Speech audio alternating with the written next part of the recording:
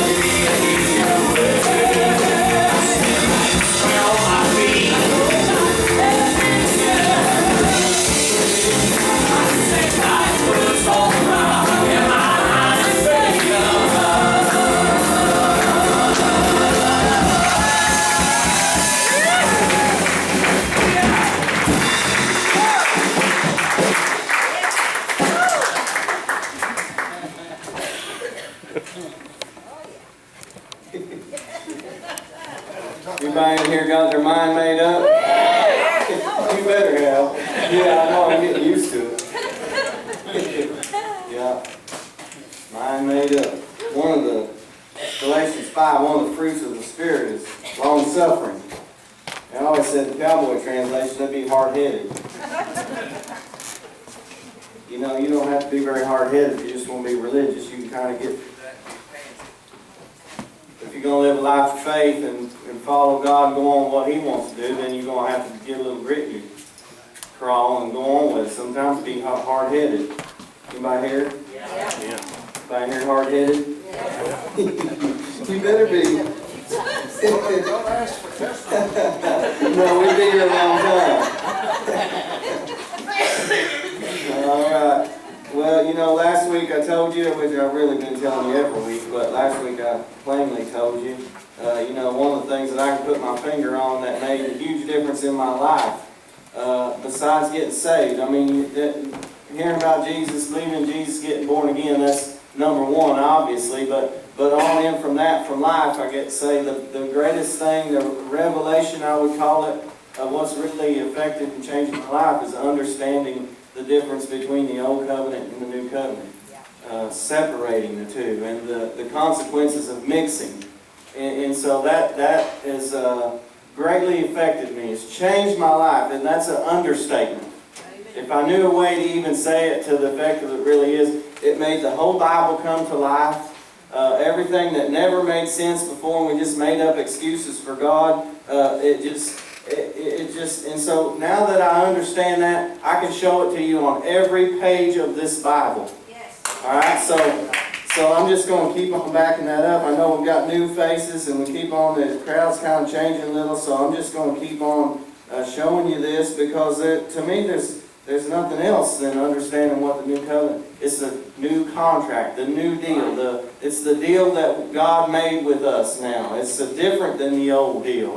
And you can't mix the two. I feel like church now, Christianity, religion, however you want to say it. I know they accuse me of being hard on church, and I'm not hard on church. I love church, but we are the church. I'm hard on religion because religion discounts who Jesus.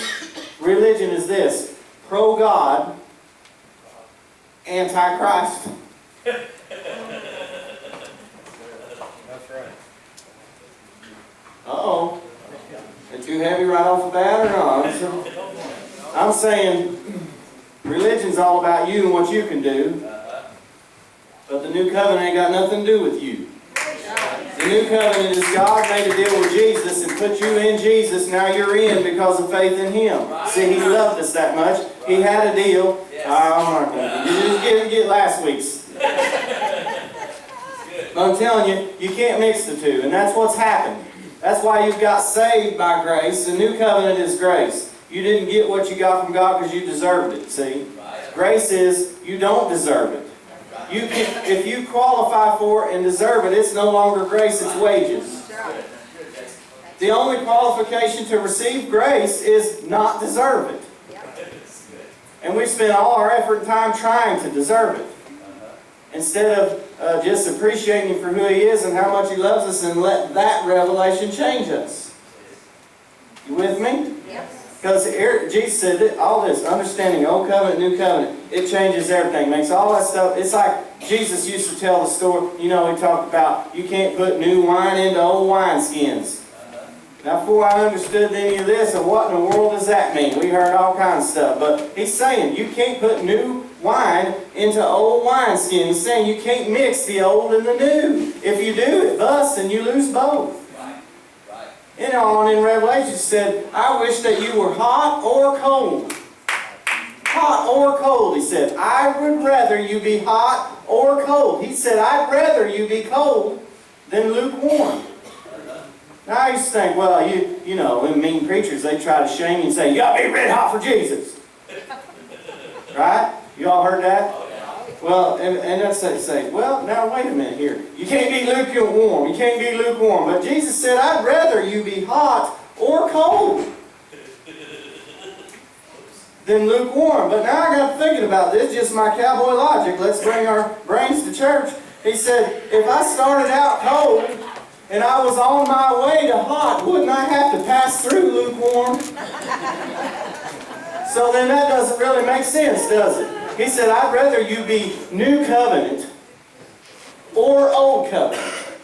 Because if you're still old covenant, you're going to come to the end of it and realize that you can't cut it and you need another deal. And when you come to the place where you realize you need another deal, then the Spirit of God's going to present you with the new deal and you're going to accept that. But He's saying what's happened nowadays is you guys have mixed the old and the new. When you mix cold water with hot water, you get warm water, and that makes me want to puke.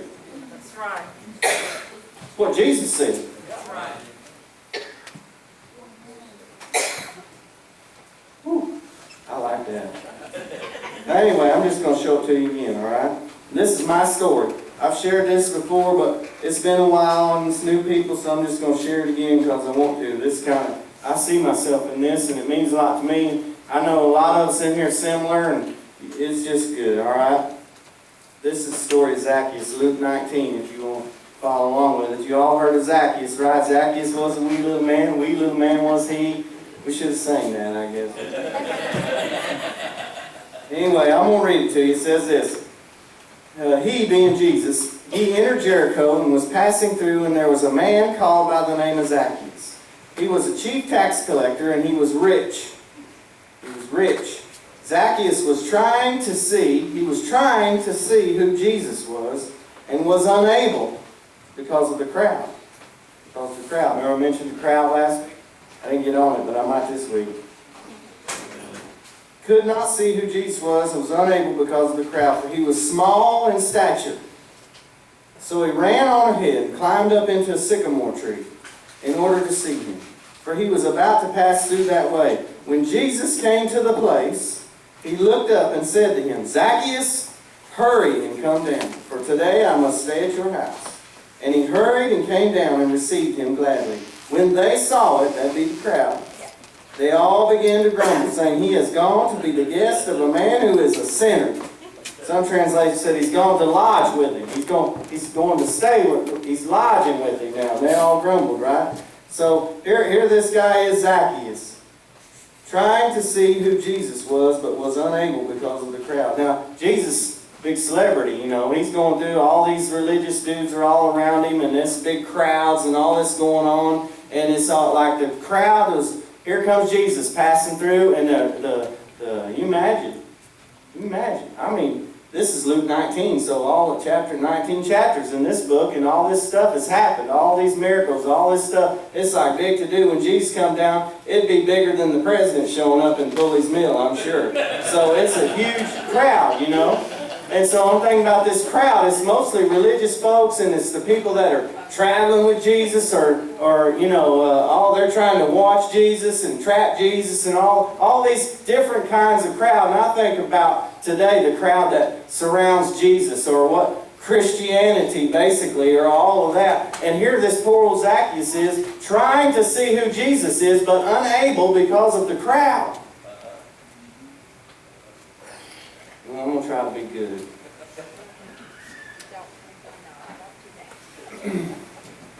We could fill this barn 10 times with people that I know myself that don't have a problem with Jesus.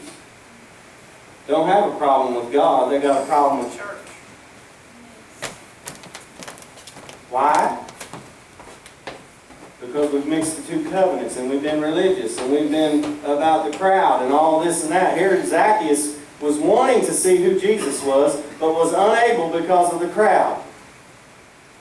Because he was small in stature. In other words, he didn't measure up. He wasn't good enough. He wasn't tall enough. He wasn't big enough. He wasn't part of the crowd. He was an outcast. He was tax collector. I mean, those are like traitors. Tax collector is somebody working for Rome. See, Rome had control of Jerusalem, and all the Jews, they hated Rome because Rome was controlling. And a tax collector was a Jew, but collecting taxes from the Jews to give to Rome. I mean, it'd be like, I mean, they're traitors. They're hated. They're the scum of the scum. They're the lowest of the low. And here this guy is. He wanted to see who Jesus was, but he wasn't accepted. He couldn't have been part of the crowd. There's no way. He's the lowest of the low. And it says he's small in stature. I'm sure he was short in size, but I'm saying that's included in the story because of the point that because of the crowd, he was not measuring up and good enough and thought of enough that he could even be a part of the crowd or even know who Jesus is. So then it says he ran. He ran. Now here's the thing. I figured out if you're part of the crowd, if you even get mixed up in the crowd, whether you're part of the crowd or you get mixed up in the crowd, you tried the crowd or whatever else, you got two options. You're going to run. One is you realize, see, I've seen both sides. I've seen both sides. One is you're going to run because you've figured out that this religious deal is a hypocrisy, and it's you can't cut the mustard, and you can't do this, and you know what? We did this. We did this. We in Christianity, especially in America, I'm just talking what I know about, that we judged how good a Christian someone is by how faithful they were to being a church member. The more loyal you are and the more faithful you are to your organization, the better Christian you are. Anybody here? Not everybody can do that, because you know what? Some people work on Sunday, this, that, and so you're not in the clique. And so this is what happens. This is what happens. Either you can't muster up enough self-will to change your behavior on your own and fit in with the crowd. You give up on it and you run. There's only two choices if you're involved in works-based religion. You either put on your smile and pretend like you got it together, or you give up on it and you run. only two options. You stay and pretend, or you run. It says Zacchaeus ran. What Zacchaeus run? He ran up into a sycamore tree. This is what I did. Look, sycamore tree is a fig tree. It's a fig tree. Now, you study the Bible, if you're a Bible student or whatever, there's a principle in the Bible called law of first mention. When something's mentioned in the Bible the first time, it's significant from there on after that. It's tied to that. So, the very first time a fig tree is mentioned, right, is in the Garden of Eden, right? Adam and Eve sinned. God said, eat from all the trees, but don't eat from this one tree. The one tree is the knowledge of good and evil. Don't eat from that tree. So I think, you know the story, they ate from the tree, and then they got fig leaves and covered themselves because they realized they were naked, right? So it's the first time that man's using his own effort to try to cover himself up. So this is really the birthplace of religion. Man's effort to try to cover himself. This is just Jason. I'm not saying this is some official doctrine or not. No, just Jason's idea. I kind of have an idea that the tree of the knowledge of good and evil was a fig tree. Just my own idea. Because there they are, when their eyes are open, what's the first thing they're going to grab? They got fig leaves to cover themselves. And then also, it seemed like from then on after that, Jesus had somewhat of a personal vendetta against fig trees. He cursed the fig tree. He said, there'll never be fruit from you. Another time he said, hey, you got faith the size of a mustard seed, you'll say to that fig tree, be plucked up and cast it. He just had something against fig trees, it looked like to me. So I just think the tree of the knowledge of good and evil is a fig tree. That's just me. You don't have to agree with that. I'm not telling you some fact or nothing. It's just my own idea. But I think that's the introduction to religion. It's what God said, I don't even want you in that tree. There's the tree of life. I'd rather you be eating from the tree of life. Don't eat from this tree of the knowledge of good and evil. Well, we got religious, and here's what we did. We mixed the two covenants, and we still stayed religious, even though we got born again and believed in Jesus. We're in a new covenant, but we've mixed the two. We said, okay, now here's what we're going to do. This is what I tried to do. We climbed the tree. We climbed the fig tree, the knowledge of good and evil. We said, okay, this is what we're going to do. This is what church was about for me. We're going to start training you, and we're going to choose more good over evil.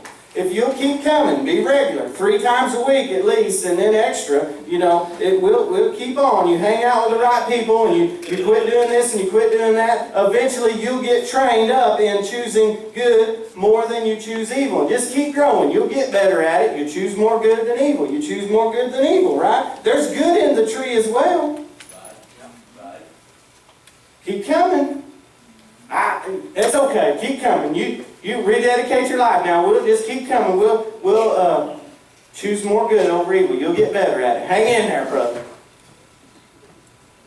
And I realized this one day. When I started understanding this new covenant deal, still in the wrong tree. Still in the wrong tree. God doesn't even want us in the tree where we're mentally thinking about the knowledge of choosing good over evil. It's the old covenant. It's religious. He said he climbed up in the sycamore tree because he wasn't big enough to see who Jesus was on his own. So in his own effort, he's going to try to do something to elevate himself so that he can get in a position to where he can see Jesus. Knowledge of good and evil. It's the law. It's the law. Here's what Jesus said. Zacchaeus, I like that he said his name. I like that he said his name. Do you know what Zacchaeus' name really means? Get this. Because when Jesus called it, there's some power in it when Jesus called it. Zacchaeus means pure, clean, innocent. Zacchaeus, Jesus said, hurry down out of that tree. I mean, it's like urgency. Urgency to Jesus. He didn't say, hey, Zacchaeus, when you give up on that or whatever, when you get time, it's a crowd coming, I got plenty to see, just a little bit. I'm going to sign a few autographs over here. After a while, I'll come down and get out of that tree. I'm going to go. No, he said, hurry, Zacchaeus. Your life depends on it that you've got to get out of that tree. hurry down out of that tree. I take it to the place in my driveway where I heard him call my name, tell me to get out of the tree. I said, thank God, this tree's about to kill me.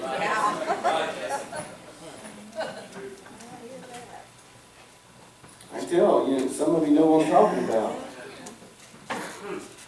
Zacchaeus hurried down out of the tree. Today I must stay at your house. And he hurried and came down and received him gladly. That's why I like that. It says he received him. Here's the terms of the new covenant, the new deal. You receive him. You don't do nothing. You don't climb trees. You don't choose good over evil. You don't do nothing. He did the work. Now you receive him. He said, just get down out of the tree of your self-effort. Get down out of the tree of you, depending on you, whether you've been good enough or not good enough, or the lack thereof, or whatever. It ain't even about you. Get out of the tree. Get out of your own self-effort. Get out of your own trying to choose good over evil, and receive him. Look here what happens, because here, it said, he hurried and came down and received him gladly. When they saw it, that'd be the crowd. When they saw it, they all began to grumble, saying, he has gone to be the guest of a man who is a sinner. This is my problem with religion. The religion is saying, these uppity, up-to-do good shoes religious people saying, look, he's gone to be the guest of a man that's a sinner. Well,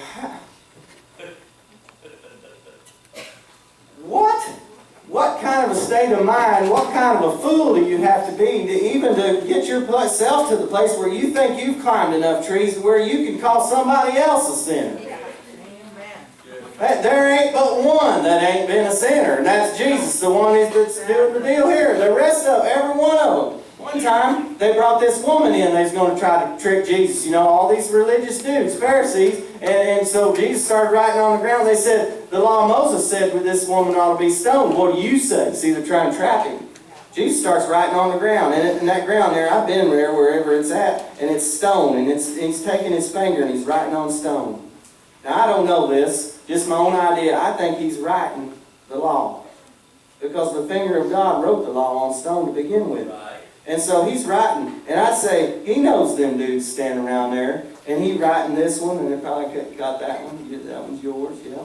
He wrote another one, and one by one it says they start slipping away. And before long they're all gone. He said, "Who's left to condemn you?" She said, "Nobody." He said, "Neither do I condemn you. Go and sin no more." He said, so there's none that's not a sinner. There's none but one. Now that's your old identity. I'm not calling you that now. You know that. But my point is, religion is so fake.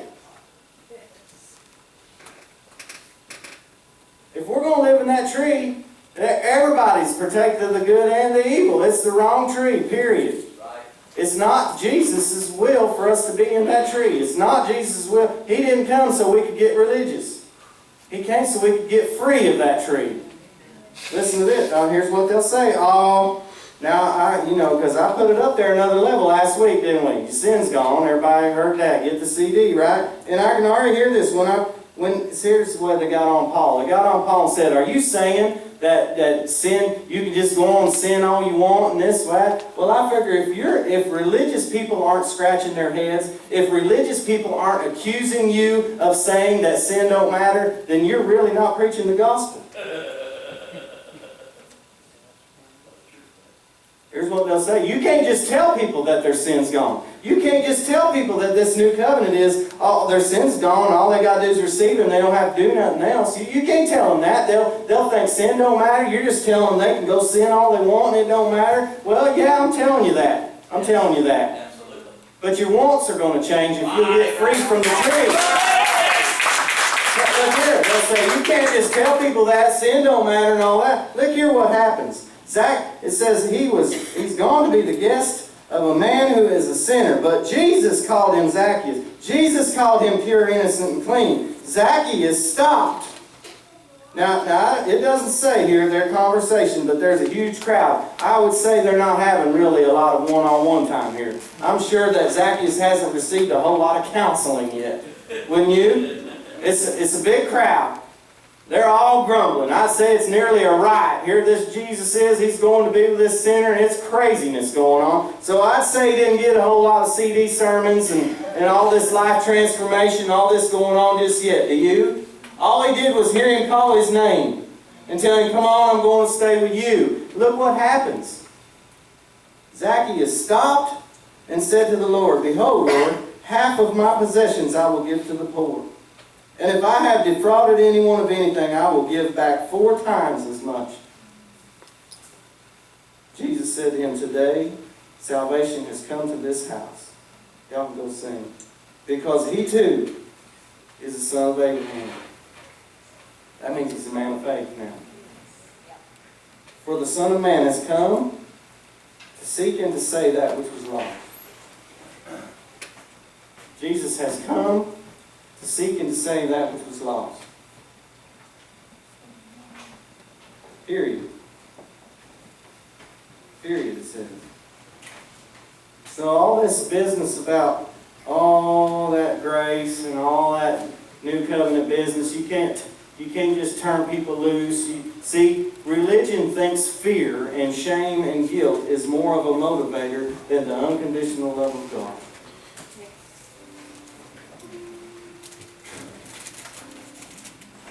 Guilt, shame, and fear, all that wear off.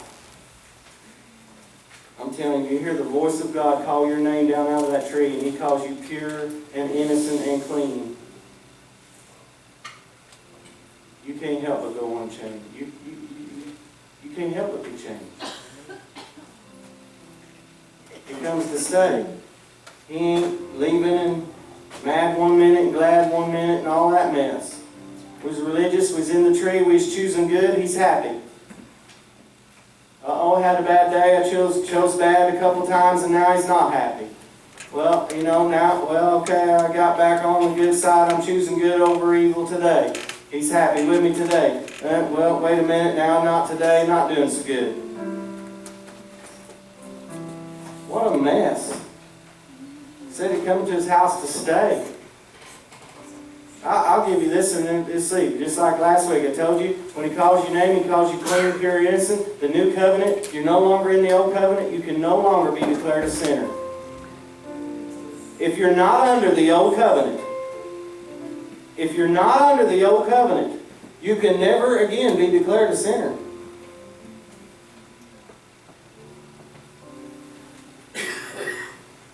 I can show you 911 scriptures that tell you that. Get the CDs. I've read them all. They got on Paul saying, well, Paul said, you're no longer under the law. Sin no longer has dominion over you because you're not under the law. You're under grace. In the new covenant, you can't be declared a sinner. Your sin was put on somebody else. He punished somebody else. He's not going to punish you.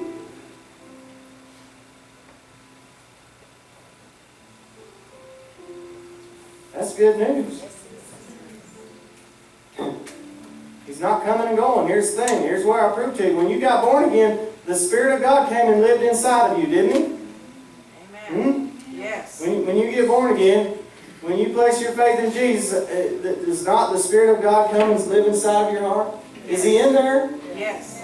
Proof that your sin is gone.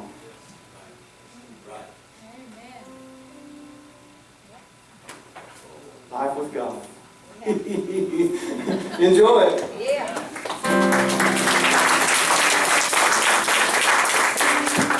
All my sins